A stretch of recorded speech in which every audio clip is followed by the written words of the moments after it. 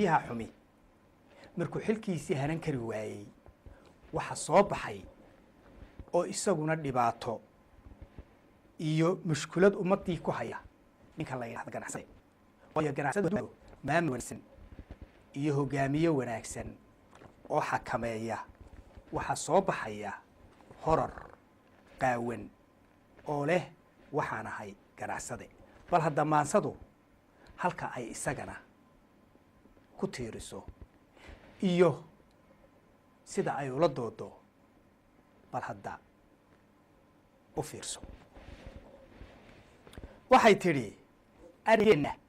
waxay xisay argaxayay qoomooda indhoola ah oon eegin baan nahay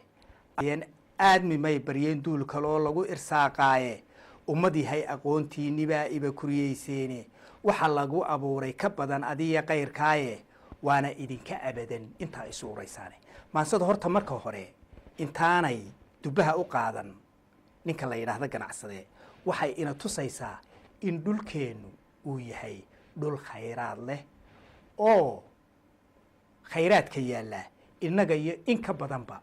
uu ku filan yahay oo uu ka badan yahay laakiinse aan badhaas doonin ilaa inta lagu jiro xaaladda sidana ee ah inuu midba midka kale u uro inuu qofka kale xasado inuu midba mid kale dhigiisa qado inuu midba midka kale yaso oo quursado maasadu markaa waxay leedahay waana idinka abadan inta isu uraysan maxay tiri ganacsatadii ganacsigii afjeexiya garnayli fi saweeyaane qaneecaad waxaan urinin bay soo afrogayaane adduunkay ka soo waaridaan aqalka shay yaalle alwaax iyo kalluun bayna hoday leeyay uun kale maasadu waxay leedahay inagoo kalluunkeenii iyo baddeena kalluunkii ku jiray inaga oo og oo aan isagiiba cunaynin oo isagiiba maxaan idhahdaa ka faa'iidaysanaynin ama uu agteena yaallo oo uu ku baariyayo ayaa waxa dabadda niiluuga keenayaa kalluun iyo alwaax waxay leedahay maansadu alwaaxdii dayibkii dayibkii oo halkan inoo yaalla oo ayna inagu alwaaxda ahayd inaynu dabadda u dhoofino ayaa keenayna halkan ku qalalayaa mid kalena aynu dabadda ka soo waaridaynaa ka darana kalluunkiina sidaasoo kale ayay maansadu waa taa ina tidhi kalluunkii agteena ku baariyaya ayaynu mid kalena dabadda ka soo dhoofsanaynaa cidda soo dhoofinaysaana waa ayo waa ganacsigaas ah ama ka dhashay xaaladda xun iyo hogaamiyaha xun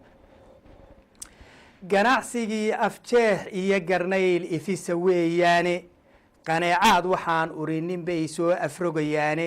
adduunkay ka soo waaridaan aqalka shay yaalle alwaax iyo kalluun bayna dilay leeyay uun kale e orgomaha sidiisii kuwani alamsi weeyaane maalin bay adduunkaba rabaan inay aroosaane caqli aan indheer fiirin baa hagaya iibkiiye bal ogaada oo toydahoy uuduga talo